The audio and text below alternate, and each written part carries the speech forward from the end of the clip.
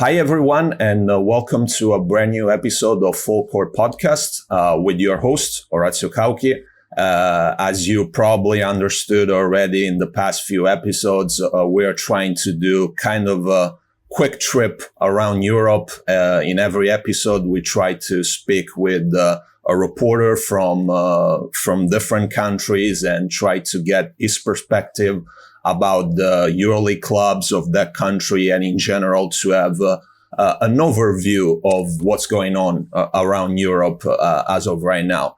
For this brand new episode of Full Court Podcast, my guest is Yann Ohnona from L'Équipe.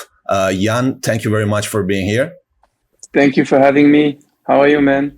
I'm great, man. And it's great to have you here on the podcast. So with Yann, we're going to have the opportunity to talk a little bit about the French EuroLeague clubs, considering that both Monaco and ASVEL are doing, let's say, better than probably was expected at the beginning, especially with ASVEL. They're being probably the biggest surprise of the season so far. They have a record of 6 wins and just 2 losses. Elio Kobo and Chris Jones are doing an amazing job in the backcourt. When the other day I was working on some stats at basketnews.com, I came up with that number that as of right now, Jones and Okobo are producing 45% of the total points of ASVEL. So that number is really impressive, but ASVEL has been an impressive team overall. Everyone is doing their part. There's been a great contribution also from the role players, let's say. And even if now the team is dealing with some long-term injuries, it looks like they are on the right way to become a playoff contender team for this season. So I wanted to ask you, Yann, what's your what do you like the most so far about ASVEL, and were you expecting such a great start of the season for them? So I was not expecting such a great start, and I have to be honest. I thought that the team would be weaker compared to last season because they had Norris Cole, double NBA champion and incredible clutch player. And they had Mustafa Fall and Gershon Yabusele, both won the silver medal at the Olympics. And so I thought that the replacements maybe were not as good. And a lot was in the hands of Elio Kobo. And obviously he overperformed compared to what people expected. After such a long time without playing in the NBA, and a lot of question marks, and I never thought he would adjust so well and so good, and to be so good in offense so fast in the EuroLeague, when you know that EuroLeague is difficult. It's tough basketball.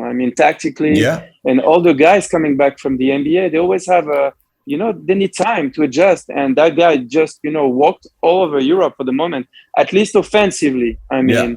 Impressive, really. So he was a very good news.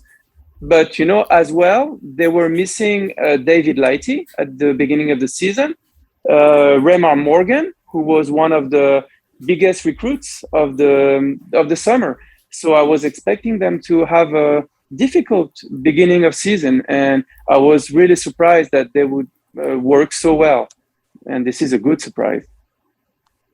Yeah, absolutely. It's been really an impressive start, and he also, has to be noted that there's been an increase in the budget of the team. I was watching a little bit of the numbers in the last few hours, and ASVEL budget for the season should be around 15 million euros. And that should be kind of a 27% increase from last season. And usually these are numbers that you don't see in French basketball, because usually the salaries are lower and the budget used by most of the team is not that high. Usually it don't goes more than 10 million, let's say. So, what do you think about this budget increase for the team? that I believe that in some way shows the kind of ambition it also ASVEL has, right? Yeah, right. You have to. There are a few things to know about this. First, about the salaries. You should know that there was not that big of an increase in salaries. Yeah. It means that last season, I think it was around, I mean, at least officially 3.5 million or 3.4. Okay.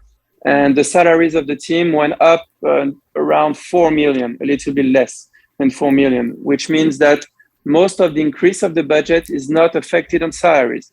It's because the whole project of ASVEL is based on to structure the club, to get a lot of staff. So you have one of the biggest staff, and I think the staff of ASVEL could compare to the biggest clubs in Europe.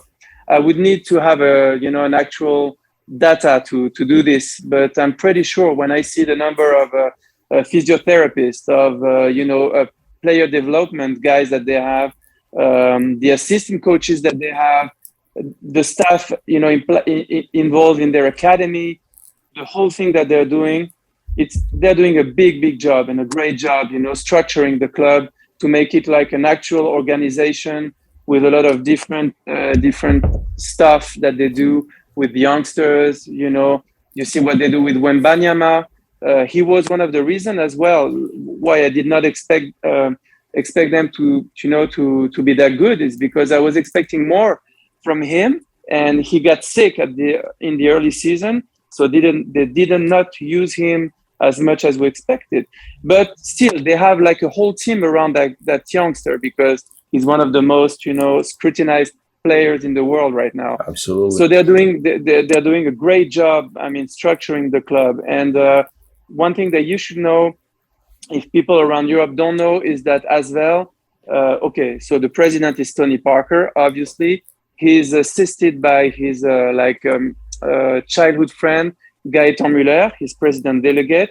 Nicolas Batum is also involved as director of basketball operations. But they also made an association with a partnership with Olympique Lyonnais, which is one of the most powerful football clubs in France. And this is huge, meaning ASVEL a few years ago, when Tony Parker was the president, when they went back to the Euroleague, like 2 years ago, they changed the colors of the club. And it may seem like it's nothing, but it's everything. Why? Because ASVEL used to play in green. Okay, that was the color of the club historically. Yeah. And ASVEL is the club in France that has the most titles in the history. They have 19 right now. And so why did they change that color? Because if you didn't change that color, make a partnership with Lyon was impossible. Why? Because the biggest rival of Lyon is Saint-Etienne. In football, and Saint-Etienne plays in green. So what did they do? They changed the color. I don't know if they did it because of that, but in the end, I think that was one of the reasons. So they keep some little green stuff in the jersey. It's just that you won't see it. So the identity is still here. Yeah. But then playing in black and white, now they were able to convince Lyon to do a partnership with them. And that makes a huge difference, because Lyon injects a couple of millions euros a year. And also they have a women's club, and Lyon also puts money in the club. That's a big difference. And that's one of the reasons why the budget increased. Yeah, and that's definitely a very important note to make, that this partnership with Olympique Lyon is going to be very, very important also in the coming future for ASVEL. But now we will move on, and we will talk a little bit about Monaco, another club that so far in this beginning of the season in Euroleague, it has been pretty good. As of right now, they have a record of 4 wins and 4 losses, which is not bad for a team that is making its debut in the Euroleague. In the last season, they were still in Euro Cup. And even in the French league, Monaco, as of right now, has 5 wins and just 2 losses. So things are going pretty well so far. Of course, the transfer market for them was huge, with great additions, such as Mike James, Donatas Motiejunas, Donta Hall, who is probably one of the most exciting players to watch this season in EuroLeague. Such an athletic player, very, very entertaining to watch. And even Monaco had a huge increase in their budget. As of right now, they should be around 4 million euros total. And that is 14. a huge jump from last season. So I wanted to ask you, Yann, what's your idea about Monaco so far, and what do you think about their possibility maybe to try to secure a spot in the playoffs for the season? So what's interesting about Monaco is linked to ASVEL, because it's a completely different project. That's really interesting, because ASVEL goes all French. All the staff is French, almost all the staff, I mean. Yeah. All the players, majority of players are French. And when you go to Monaco, it's completely the opposite. I mean, the last few games in the EuroLeague that I saw, they have 12 players on the sheet, of course, and 10 of them are foreigners, and they have 2 French. And in the last one in Olympiacos, the first French to get into the game, Yacouba Ouattara, gets into the game, I think, in the middle of the third quarter, and he plays like 3 minutes. So you see that there's a difference of philosophy. Not to say that one or the other is better. Yeah. It's not the problem, but they have a different philosophy from the start, and that explains because the club is run by foreigners. The president is Ukrainian, and he's the one injecting all the money since the club was in 4th division. So in in 3 or 4 years, they went from 4th division, National 2, we say in France, and they went into the top of the regular season in the elite. And now they're playing the EuroLeague. And you were right, you were correct. The budget went from 7 million last season to 14 million this season. And when ASVEL got 4 million in salaries, they've got almost they've got between 7 and 8 just for salaries, because they don't need as many structures as ASVEL needs to produce money, because the money comes from private sponsorship and the president and the government, because the Monaco government is very involved in what Monaco is doing right now. So it's 2 different models, but the main difference is that ASVEL now is a licensed A team. So they have the guarantee that they're going to be there. They're going to be around for 10 years. Monaco does not have such guarantee.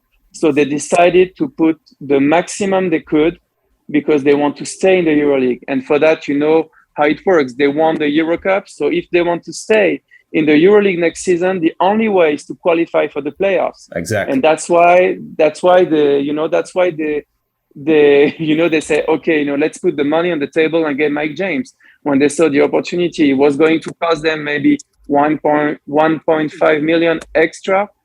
I don't care. Let's put the money on the table, and I guess the government helped. I guess the sponsors helped, like Fedcom, that's the jersey sponsor.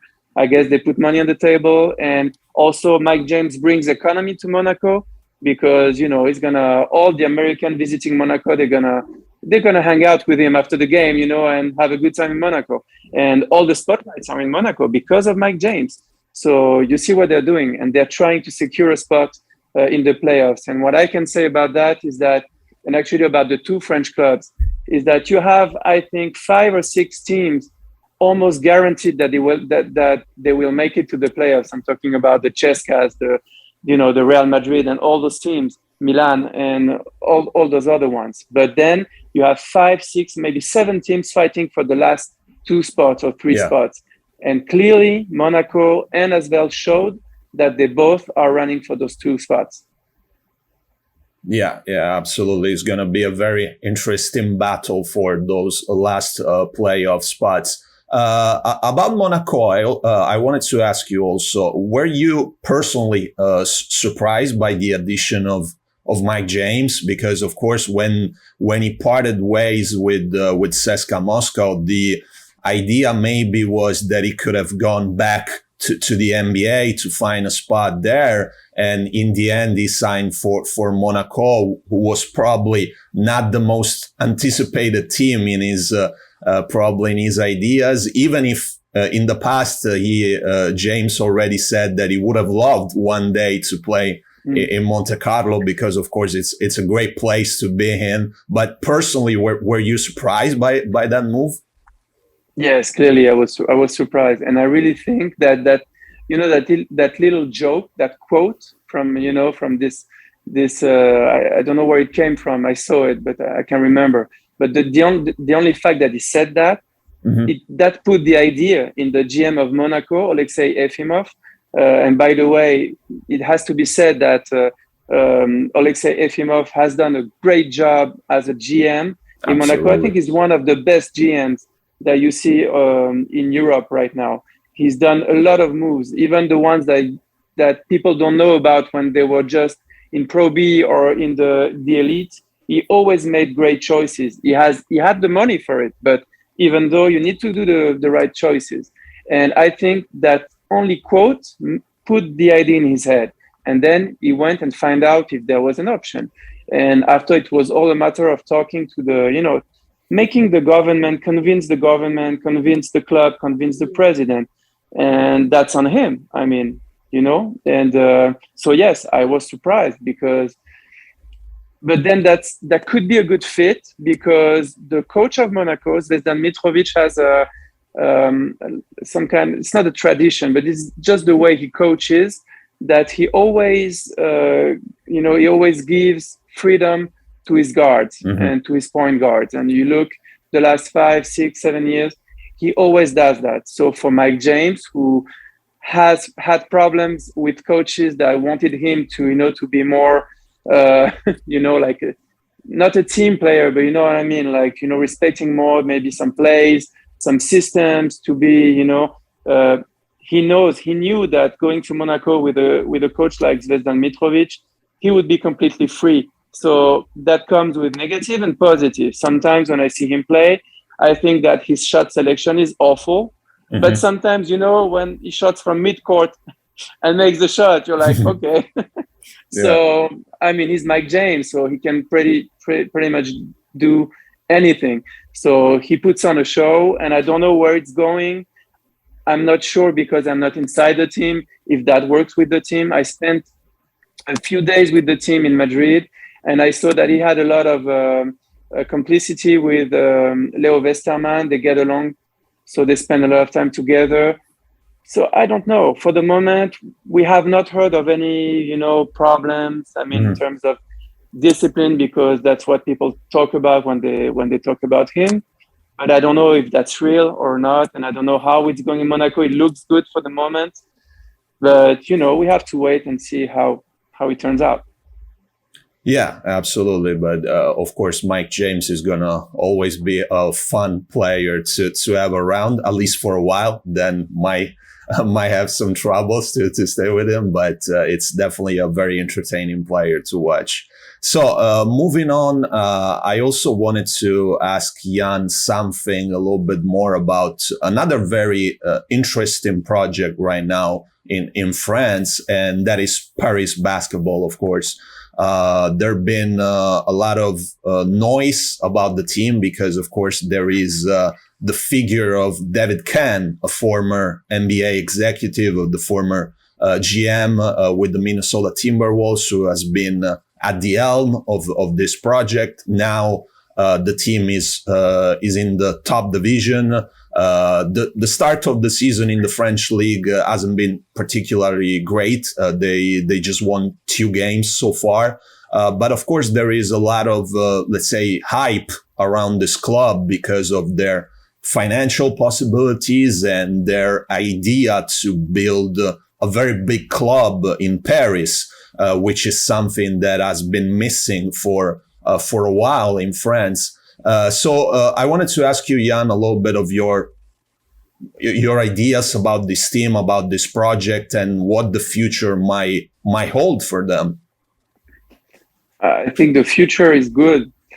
At least they look good. So I was at their last game, and it was the best one because they beat ASVEL in front of a big crowd. So you have to know that right now they're playing in a small gym, but I mean, it's a gym. It's not an arena. It's a gym with seats. So it's a gym I used to play when I was a kid, you know. Oh, okay. Because the kids from school next to it, you know, they just go there and play. But it became their arena because there's nothing in Paris. That's a big problem in Paris that we had for years. I mean, for decades. Like, we're missing an actual arena. But we have Bercy, but Bercy is like 14,000 seats, and they host concerts and shows and from all over the world. So it's not possible to have a basketball club as a resident.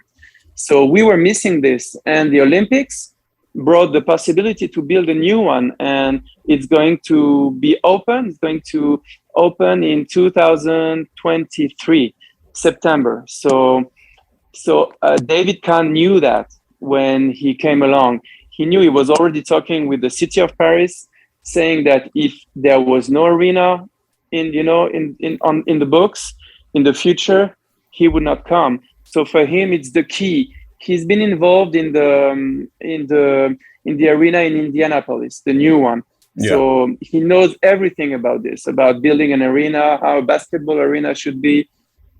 And he's been criticized a lot because of his draft choices when he was in Minnesota and all those things. But the truth is, I've been talking a lot with him in the last 2 or 3 years, and he's got great ideas. That's the only thing I can say. And when you went to that game against ASVEL, you saw that actually materialize, happen in front of your eyes. He's been working on this for the last 2 years with a lot of people in Paris basketball. And the idea was, we're in Paris, so it's one of the region where you have most potential in France, which means in Europe, okay, in terms of basketball. Actually, ASVEL comes in the suburbs of Paris. They have partnerships with clubs to pick up the best young players. So they come from here. We have a lot here. So, and he wanted to use all the NBA culture that we have in Paris, all the hip hop, urban lifestyle type of culture that we have here, because we have a lot. And even though we had a few clubs from Paris or around Paris, nobody took advantage of this or used this as a marketing thing. And they did. I mean, in terms of music, of atmosphere, you see an actual difference with the other clubs that we used to know. And you can feel that. And they won the game against ASVEL. So, I mean, and the atmosphere was crazy. And honestly, I've been going to games in Paris for the last 15, 20 years. And it's been a while since I saw that. When Nanterre was champion in 2013, they played in Coubertin, which is a small arena in Paris also, where I used to play the Paris club back in the days when they were champion in the end of the 90s. And the crowd was crazy and it was good. But this is different. And this is going somewhere, I think. And the base is good. I mean, what they're doing is good because they're also working on the young players. So the coach, his name is Jean-Christophe Prat, is famous because he was a long in Pro B coach, and he always came out with young players that became stars afterwards. You have Yakuba Ouattara. He's the one that put him on the big stage. William Howard in ASVEL, he's the one that put him on the big stage. And there are a lot like this. And they put that guy at the head of the team, and he took some young players. And now you have Ismaël Kamagaté, who's going to be drafted for sure in a couple of years. He's 20 years old. He has Juan Bégarin, who was drafted by the Boston Celtics last season. So he's spending at least one more season in France. So he said, I'm going to stay in Paris because Paris put me on the stage, put me on the court, and trusted me. And you have more. You have Milan Barbic, and you have a lot. And you see that team that I think 9 of them never played in the elite. So for them to come here and beat ASVEL is big. And they've been working together in the last 2, 3, 4 years. You have an American, Dustin Sleva, he's been here from the start. That's really interesting, really. The base is good, and I think they're going somewhere. We'll see. Once they get into the arena, if they have a fan base, how could EuroLeague say no to Paris? I mean, yeah. So if they have an arena and they have good players and they have a fan base, I don't see how that team does not have at least a chance to get there. Yeah. So very, very exciting project in Paris. And as you said, it's probably just a great moment for French basketball in general, because now, of course, there's going to be the Olympics game in Paris in 2024, and France is going to be one of the main contenders for a medal. They just came from a great Olympic tournament in the last edition, but I believe that the ambition, for the Olympic Games in Paris is going to be even higher, don't you think? Yeah, of course. No, of course. No, actually, Rudy Gobert already said it. Evan Fournier already said it. Nicolas Batum already said it in Tokyo. I was lucky. I was there in Tokyo, and after the final, those guys, they were devastated and they were sad, and that's interesting because 21 years ago, when the France got the silver medal in Sydney against the US, the French guys, the French players, they were crying. They were crying because they were happy because they made it to the final. Yeah. Those guys in Tokyo, they were crying because they didn't beat the US. Yeah. Because they actually thought that was going to happen, that might happen. And that could have happened because they did in the first round. And, it's just, if it was not for Kevin Durant putting on a crazy show one more time in the final in the Olympics, I don't know. I think that team would have won. They had the experience. They had all they needed. So that's interesting. And 3 years from now, they're going to be even better because the Gobert, Fournier, they still will be in their prime. So it will be interesting. You will have Wembanyama if everything goes well and he makes the good progress. I mean, in terms of physically in his body, and there's no reason why he would not be there. So we'll be even stronger. And you have young guys. You have Okobo that can, maybe have a spot. We have a lot of guys. So that's going to be interesting. And for sure, they're aiming for gold, nothing less in Paris. We're just missing broadcasters, really, right now in France. I understand. There's no basketball on TV. that is a huge problem as of right now. Yeah. So this has been very very interesting. So I want to thank you, Yann, for being here. Thank you very much for your insight, man. It was a pleasure to have you. Thank you so much. And for this brand new episode of Full Court Podcast is everything. Just before we close, I wanted to remember to check our website, of course, basketnews.com, where you will find a lot of great, interesting contents all over Europe. We have a very European newsroom. And with you guys, we will see you very soon. Thank you very much.